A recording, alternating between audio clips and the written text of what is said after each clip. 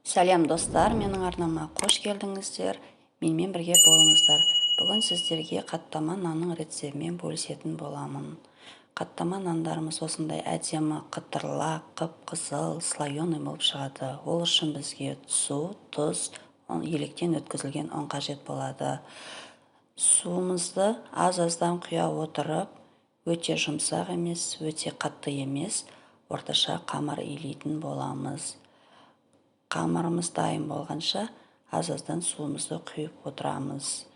Дайын болған қамырымызды пакетке салып 5-10 минутқа тындырып қоямыз. Дайын қамырымызды пакеттен алып, үстінен 1-2 басып, осылай видеодағыдай әдемі қамыр болады. Дайын қамырды 2-ге бөліп, үстіне ұн себе отырып, жұқалап қамыр жаятын боламыз. Қамырларымызды неғұрам жұқа жайған сайын, қаттама нандарымыз өте қытырлақ, әдемі болып шығады. Көріп тұрғандарыңыздай видеодағыдай ұн себе отырып жаясыздар.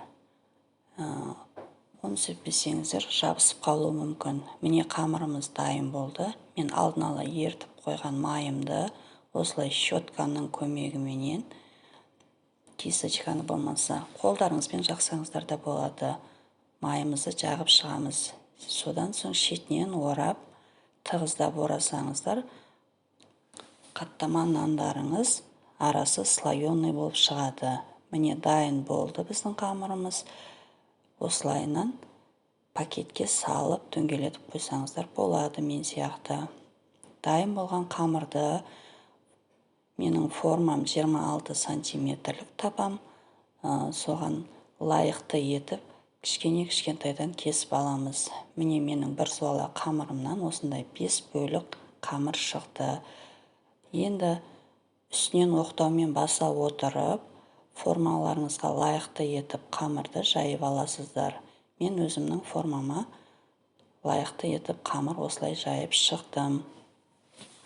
Видеода көріп тұрғандарыңыздай, келесі қамырымды да дәл солай үстінен оқтаумен баса отырып, жайып шығатын боламын. Міне қамырларым дайын болды. Дайын қамырларымды енді табада пісіретін боламын. Отты жағып, табамызды отқа қойып, үстінен 2 ас қасықтай майымызды құямыз. Майымыз қызған уақытта қамырымызды салатын боламыз.